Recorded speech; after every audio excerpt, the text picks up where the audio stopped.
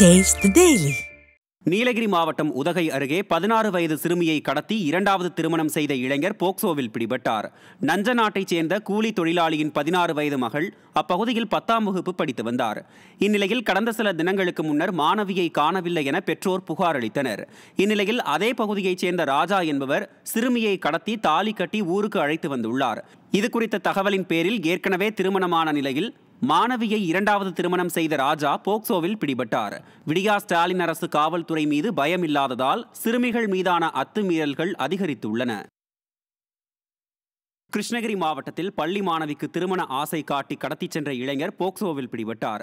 வேலம்பட்டி கிராமத்தைச் சேர்ந்த முனியேந்திரன் என்பவர் அரசு பள்ளியில் படிக்கும் 15 வயது மாணவிக்கு திருமண ஆசை காட்டி கடந்த 6ஆம் தேதி கடத்திச் சென்றுள்ளார். இந்நிலையில் மாணவி வீடு திரும்பாததால் பெற்றோர் அளித்த புகாரின் பேரில் விசாரணை நடத்தியதில் முனியேந்திரன் கடத்திச் சென்றிருப்பது தெரியவந்தது. இதையடுத்து மாணவியை மீட்டு முனியேந்திரனை போக்சோவில் பிடித்தனர்.